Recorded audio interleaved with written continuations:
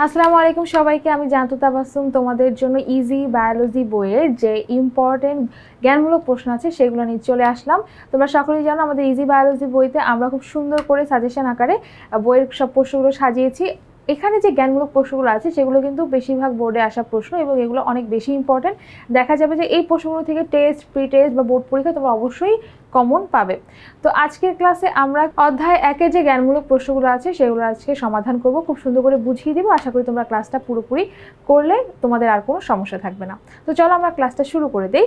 এখানে দেখো যে প্রশ্নটা আছে, প্রথম প্রশ্ন হচ্ছে শ্রেণীবিন্যাসের জনককে। শ্রেণীবিন্যাসের জনকের নামটা একদম তটস্থ করে ফেলবা, কারণ এই প্রশ্নটা দেখবা যে এমসিকিউতেও অনেক সময় আসে, আবার কয়ের জন্য অনেক সময় আসে। শ্রেণীবিন্যাসের জনক হচ্ছে ক্যারোলাস লিনিয়াস। তারপরে প্রশ্ন দেখো, হেটারোট্রফিক কি? যেসব জীব দেহে প্লাস্টিড নেই, নিজের খাদ্য নিজে তৈরি করতে পারে না এবং খাদ্যের জন্য অন্যের উপর নির্ভরশীল, সেসব জীবই হলো হেটারোট্রফিক বা পরভোজী। হেটারোট্রফিক মানে অন্যের উপর নির্ভরশীল। কেন অন্যের উপর নির্ভরশীল? এই সকল জীবরা নিজের খাদ্য নিজে তৈরি করতে পারে না, নিজের দেহে তৈরি করতে পারে না। তারা কাদের উপর নির্ভরশীল? যারা খাদ্য তৈরি করতে পারে তাদের উপর নির্ভরশীল। এখন কথা হচ্ছে কারা খাদ্য তৈরি করতে পারে? যারা স্বভোজী, অর্থাৎ যারা নিজের খাদ্য নিজে তৈরি করতে পারে। সোজা ভাষায় হচ্ছে যারা উদ্ভিদ, তারা হচ্ছে গিয়ে নিজেদের খাদ্য তৈরি করতে পারছে বলে এই হেটারোট্রফিক জীবরা এদের উপর নির্ভরশীল হচ্ছে। ঠিক আছে, স্বভোজী বা উদ্ভিদের উপর নির্ভরশীল হচ্ছে। তাহলে আমরা মানুষ বা গরু, ছাগল বা অন্যান্য প্রাণী তারা কাদের উপর নির্ভরশীল? অবশ্যই উদ্ভিদের উপর নির্ভরশীল। তো উদ্ভিদের উপর নির্ভরশীল হওয়ার কারণে এই উদ্ভিদ যেহেতু নিজে খাদ্য তৈরি করছে, উদ্ভিদদের কি বলা হয় জানো? অটোট্রফিক বলা হয় বা অটোট্রফ বলা হয়। অটোট্রফ বলা হয়। এদের উপরে যারা নির্ভরশীল তাদেরকে আমরা হেটারোট্রফিক বলছি, ওকে, বা পরভোজী বলছি। তারপরে প্রশ্ন দেখো, প্রজাতি কাকে বলে? শ্রেণীবিন্যাসের সর্বনিম্ন এবং মৌলিক একককে প্রজাতি বলে। শ্রেণীবিন্যাসে তোমরা যখন ধাপ অনুযায়ী সাজাবা তখন হচ্ছে কি সবার শেষের যে ধাপটা আছে, শেষের যে ধাপটা সেটাকেই আমরা বলবো মৌলিক একক। ঠিক আছে, এটাকে আমরা যদি এমসিকিউর জন্য পড়ি সেটাও ঠিক আছে, কারণ এই প্রশ্নটা এমসিকিউর জন্য পড়তে হবে যে শ্রেণীবিন্যাসের সর্বনিম্ন এবং মৌলিক এককে কি বলে। উত্তর হচ্ছে কি প্রজাতি। নেস্টেড হায়ারার্কি কি?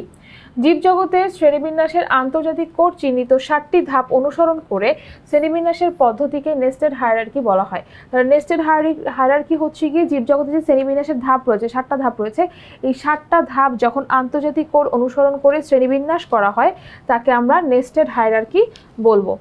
দ্বিপদ নামকরণ পদ্ধতি কাকে বলে? আন্তর্জাতিক সংস্থার নীতিমালা অনুসারে কোনো গণনামের শেষে একটা প্রজাতির নাম যুক্ত করে দুটি পদের মাধ্যমে একটা নির্দিষ্ট প্রজাতির জন্য একটা নির্দিষ্ট বৈজ্ঞানিক নাম প্রদান, অর্থাৎ গণ ও প্রজাতি দুটি পদ নিয়ে গঠিত বৈজ্ঞানিক নামই হলো দ্বিপদ নামকরণ। তাহলে দ্বিপদ নামকরণ পদ্ধতি খুবই সহজ। এই সংজ্ঞাটা হচ্ছে তোমরা চাইলে ছোট করেও দিতে পারো, এখানে যেমন খুব সুন্দর করে বড় করে দেওয়া আছে এভাবেও দিতে পারো। সাধারণত হচ্ছে গিয়ে দুটো পদ থাকে, একটা হচ্ছে গণ, একটা হচ্ছে প্রজাতি। এই দুটো পদ মিলে যখন কোনো জীবকে নির্দেশ করা হচ্ছে, যখন হচ্ছে কি আন্তর্জাতিক সংস্থার নীতিমালা অনুসারে যখন এই দুটো নাম দিয়ে তোমার একটা জীবকে বোঝানো হয়, তখন আমরা কিন্তু এই নামকরণ পদ্ধতিটাকে বলি দ্বিপদ নামকরণ পদ্ধতি। আবার অনেক সময় বৈজ্ঞানিক নামটাও বলে থাকি, মানে আমরা ওইটাকে বৈজ্ঞানিক নামও বলে থাকি। ঠিক আছে, যেমন অরাইজা স্যাটিভা, এটা হচ্ছে গিয়ে ধানের বৈজ্ঞানিক নাম বা দ্বিপদ নাম।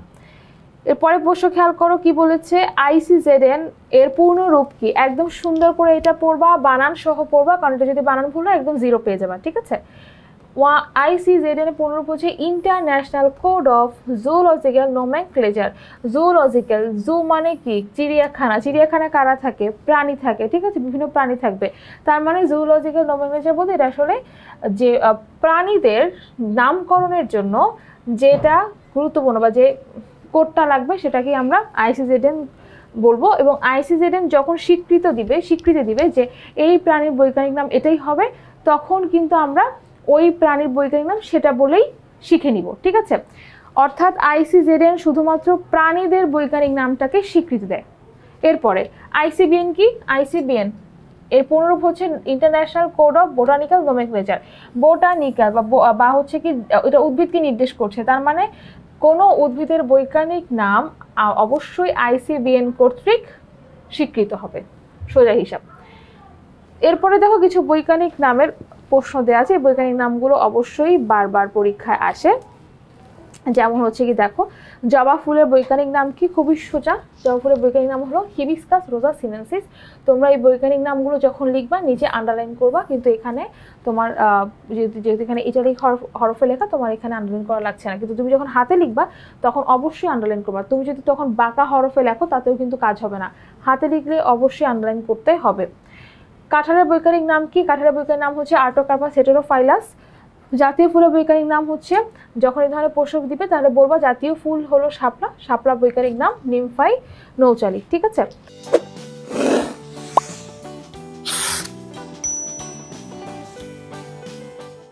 তারপরে প্রশ্ন দেখো, দোয়েল পাখির বৈজ্ঞানিক নাম কি? অথবা তোমাকে প্রশ্ন করলো হচ্ছে জাতীয় পাখির বৈজ্ঞানিক নাম কি? উত্তর কি হবে? কপসিকা সলারিস। কপসিকা সলারিস এটা জাতীয় পাখির বৈজ্ঞানিক, এটা খুবই কিন্তু ইম্পর্টেন্ট একটা প্রশ্ন এমসিকিউর জন্য প্লাস হচ্ছে ক এর জন্য। এরপরে প্রশ্ন খেয়াল করো কি বলেছে, ভাইরাস কি? ভাইরাস জীব এবং জ্বরের মাঝামাঝি এক প্রকার জীবাণু যার দেহ প্রোটিন এবং নিউক্লিক অ্যাসিড দিয়ে গঠিত।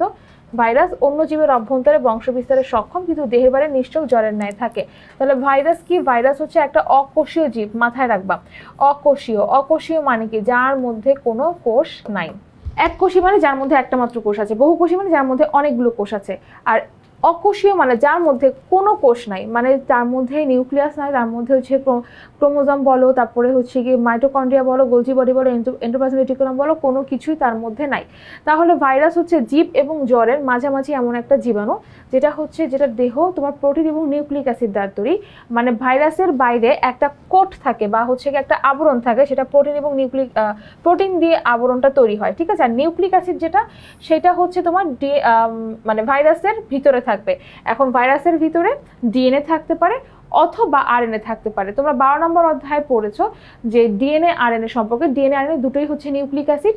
একটা ভাইরাসের দেহে কখনোই ডিএনএ এবং আরএনএ দুটো একসাথে থাকতে পারবে না। মানুষের দেহে আছে, প্রাণীদের দেহে আছে, উদ্ভিদের দেহে আছে, কিন্তু তোমার ডিএনএ বা আরএনএ এটা হচ্ছে কখনোই একসাথে তোমার ভাইরাসের দেহে থাকতে পারবে না। হয় ডিএনএ থাকবে, না হলে আরএনএ থাকবে। আরএনএ থাকলে সেই ভাইরাসটাকে আরএনএ ভাইরাস বলা হয়, ডিএনএ থাকলে সেই ভাইরাসটাকে ডিএনএ ভাইরাস বলা হয়।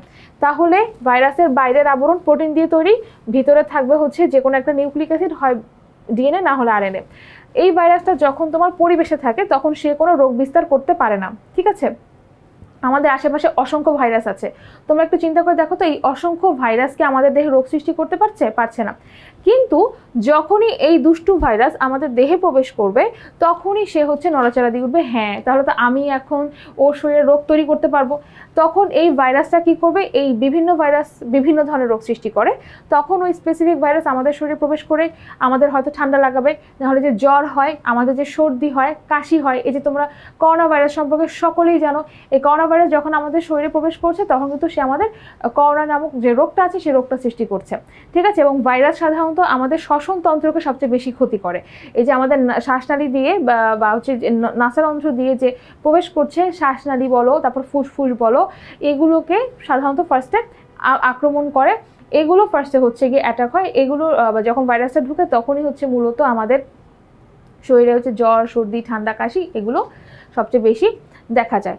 আচ্ছা, এখন আমাদের শরীরের মধ্যে যখন প্রবেশ করবে তখন হচ্ছে সে তখন সবচেয়ে বেশি রোগ সৃষ্টি করতে পারে। এরকম হচ্ছে আরও অনেক ভাইরাস আছে, যেমন হচ্ছে এইচআইভি ভাইরাস আছে, তারপরে হচ্ছে যেটা বললাম যে একটু আগে করোনা ভাইরাস আছে, তারপর আরও অনেক ভাইরাস আছে, যেমন হচ্ছে কি পোলিও, এটাও একটা ভাইরাস, তারপর হচ্ছে যে মাম্পস যেটা হয় এগুলোও হচ্ছে, তারপর চিকেন পক্স, এগুলো কিন্তু ভাইরাসের জন্য হচ্ছে। আচ্ছা, এরপরে প্রশ্নটা ভালো করে দেখে কি বলেছে যে অন্ত অঙ্গ সংস্থান কাকে বলে? জীবদেহের অভ্যন্তরীণ বর্ণনার বিষয়বস্তুকে অন্ত অঙ্গ সংস্থান বলা হয়। তাহলে জীবদেহের ভিতরে যে অভ্যন্তরীণ অভ্যন্তরীণ যে গঠন আছে, সেই অভ্যন্তরীণ গঠনটাকে বা অভ্যন্তরীণ অঙ্গসমূহের গঠনের যে বিষয় আছে সেটাকে আমরা অন্ত অঙ্গ সংস্থান বলবো। যেমন অভ্যন্তরীণ গঠনটা কি, অভ্যন্তরীণ বর্ণনা কি হতে পারে, যেমন আমাদের অভ্যন্তরে ফুসফুস আছে, হৃৎপিণ্ড আছে, পাকস্থলী আছে, অন্ত্র আছে, এগুলো নিয়ে যে শাখা আলোচনা করা হবে বা এগুলো নিয়ে যেখানে আলোচনা করা হয় এই বিষয়বস্তুকে অন্ত অঙ্গ সংস্থান বলা হবে। ভৌত জীববিজ্ঞান কাকে বলে? জীববিজ্ঞানের যে শাখায় বিভিন্ন তত্ত্বের বিষয় নিয়ে আলোচনা করা হয় তাকেই হচ্ছে ভৌত জীববিজ্ঞান বলা হয়। তারপরে প্রশ্নটা দেখো কি বলছে, ট্যাক্সোনমি কাকে বলে? ট্যাক্সোনমি হচ্ছে বিশাল এবং বৈচিত্র্যময় জীবজগৎকে সহজভাবে, অল্প পরিশ্রমে এবং অল্প সময় সঠিকভাবে জানার তাগিদ জীববিজ্ঞানের একটা স্বতন্ত্র শাখা গড়ে উঠেছে, এটাকে ট্যাক্সোনমি বলা হয়। ট্যাক্সোনমি বাংলা হচ্ছে শ্রেণীবিন্যাসবিদ্যা। তোমাকে প্রশ্নে বলতে পারে শ্রেণীবিন্যাসবিদ্যা কাকে বলে?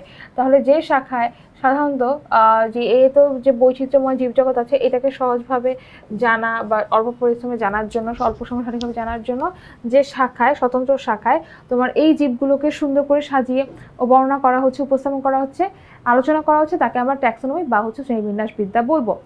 আশা করি আজকের ক্লাসে তোমরা হচ্ছে অনেকগুলো জ্ঞানমূলক প্রশ্নের উত্তর বুঝতে পেরেছো। তোমাদের জন্য খুব সহজ করে দিয়েছি এবং তোমাদের যাদের প্রবলেম আছে তারা কিউআর কোড স্ক্যান করবে আর দেখবে আমি হাজির হয়ে গেছি। যারা এখনও ইজি বায়োলজি বইটি সংগ্রহ করনি খুব দ্রুত সংগ্রহ করে ফেলো। তাহলে আজকের ক্লাসটা আমি এখানেই শেষ করছি। সবাই তাহলে ভালো থাকবে, সুস্থ থাকবে। আল্লাহ হাফিজ সবাইকে।